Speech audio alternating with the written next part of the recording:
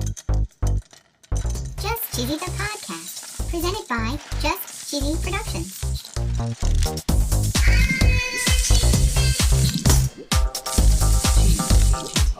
Hi there, I'm your host, Fondue.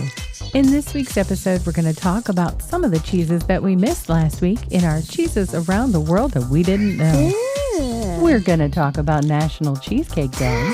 Cheesecake. And, of course, we're going to tell a very cheesy joke. Yeah, we are. Stay tuned for Season 2, Episode 11 of Just Cheesy, the podcast.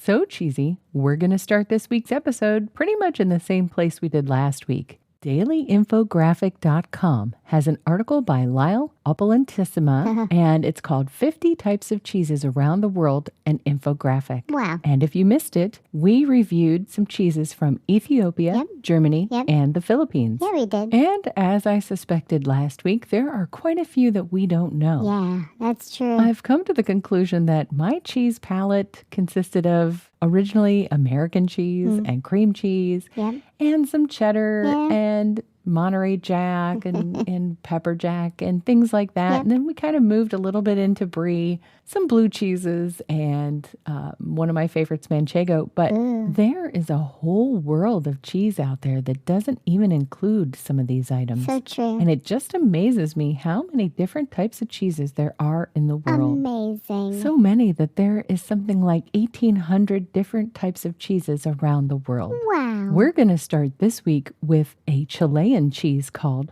Panquehue. Oh. Yes, let's preface this. All of the cheeses are from around the world, and my pronunciation might be a little lacking. Oh, it will. So please bear with me. According to a website called lecheese.app, Le cheese. it's produced in the Andes region with pasteurized cow milk and breeds raised exclusively in that region. Okay. It's a semi-soft cheese. Yum. Apparently, it's free of growth hormones. Nice. And as part of a free trade agreement, it was the first Chilean cheese imported to the U.S. Wow. And there are several versions of it in the market. Now, traditionally, it has a creamy, nutty taste and a velvety texture. Ooh, that sounds so yummy. There's also a spicy version with mercan, red chili peppers, coriander seeds, and cumin flakes. Yum. There's another version that features chives, and typically this cheese is eaten by pairing it with crackers and wine. Next, we move on to Iran. Really? On a website called iranpress.com, we learn about the cheese called Lighvan. Lighvan Village is known as Paradise Valley. Ooh. It's got great nature, Nice. great climate, and natural springs. Ooh. But its fame actually stems from the cheese, Lighvan cheese. Wow. It's one of the most famous traditional cheeses in Iran, and it's known as Azerbaijani white cheese. Yeah, sure. And there are more than 300 different cheese producers 300? in the village and the neighboring villages. Whoa. The cheese is stored from 4 to 12 months in salt water in traditional or modern refrigerators until it's ready to use. It has a crispy texture Crispy? and apparently a delicious taste. Okay. According to Wikipedia, they call it a sour, hole-filled, brined curd cheese made from sheep's milk. Oh, okay. And it's usually served for breakfast or dinner with fresh bread. Yum. And we move on to another sheep cheese from Croatia. Ooh. This cheese is called Paski Sir.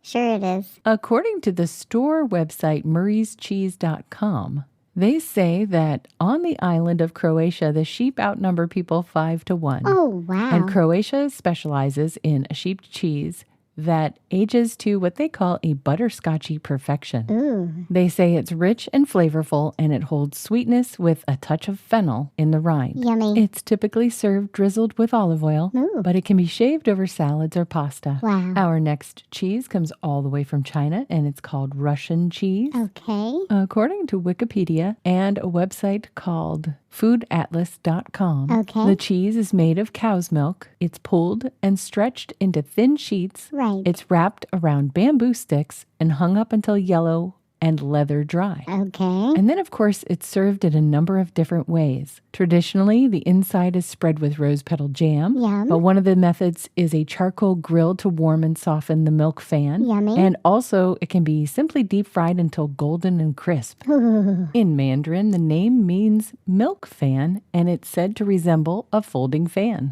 Right. It's popular as a street food. Ooh. It's typically served on a stick. It's topped with fruit or chocolate or condensed milk. Ooh. It says here if it's served deep fried, it actually changes texture and becomes somewhat flaky. Oh, yum. And from the pictures that I see, it almost looks like a deep fried dough. It looks so yummy. Chinese cheese, not a sponsor. Nope. But if they were, their ad would go right here.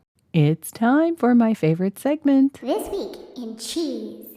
According to nationaltoday.com, July 30th is National Cheesecake Day. Ooh, National Cheesecake Day. A lot of people think that cheesecake originated in New York. Yeah. But it actually goes all the way back to the time of the ancient Greeks. What?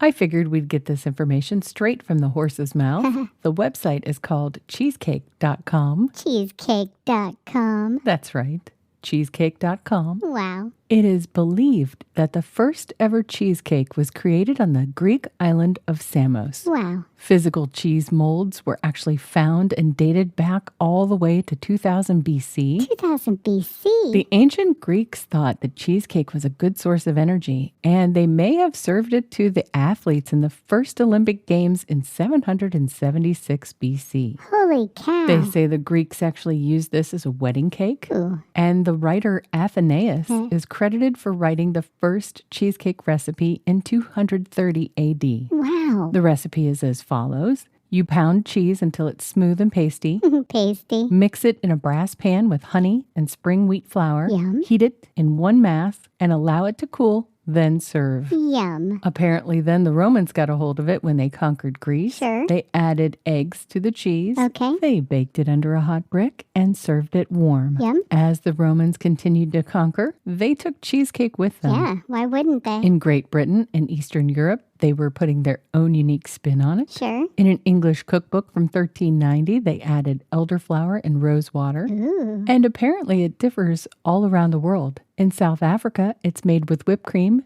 cream cheese, and gelatin. Yum. And what they call a buttered digestive biscuit for the crust. Yummy. In Japan, it's made with cream cheese, butter, sugar, and eggs, and it's more like a chiffon cake. Ooh. In the Philippines, it has purple yam, milk, sugar, and butter. Yeah, yum. In Russia, it's in the form of a dough ring with quark or cottage cheese. Okay. And the English word cheesecake has only been used since the 15th century. Okay. And it wasn't until 1872 that New York got into the game. Wow. A farmer was trying to replicate the French cheese Neufchâtel. Oh, boy. He didn't get Neufchâtel. He accidentally created cream cheese. Of course he did. A few years later, it was distributed to local stores under the name Philadelphia cream cheese. Yeah. And if you recall, back in season 1, episode 5, Oh, that's right. we talk about Philadelphia cream cheese and how it's not actually from Philadelphia. Really? And according to this website, New York-style cheesecake is served with just the cake. No fruit, chocolate, or caramel is served on the top or side. Wow. Egg yolks are added to the New York-style cheesecake to give them the distinct flavor and texture. Yum. And it says here by 1900, New Yorkers were in love with this dessert. Well, yeah. Almost every restaurant had its own version. Really? And I don't know if you know this because I certainly didn't, but Arnold Rubin, Reuben? the guy known for creating the Reuben sandwiches,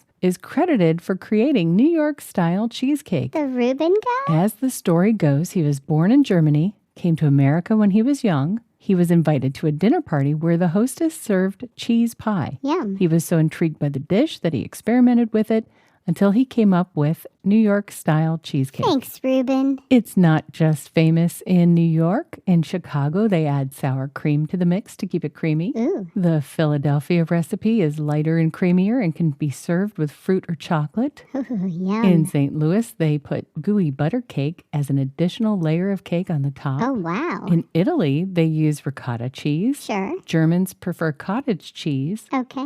And it says here even some cheesecakes have blue cheese, seafood, spicy chilies, and even tofu. Ew. But all I can say is thank you, Greeks, for giving us such a wonderful dessert. Thank you, Greeks. I'm ready for a joke, Cheesy. Okay, what did the man say when someone threw cheese at him? I have no idea. How dare he? Oh. Wow. How dare he? Get it? Oh, I get it. That was so silly. All of our jokes are silly and a little bit cheesy.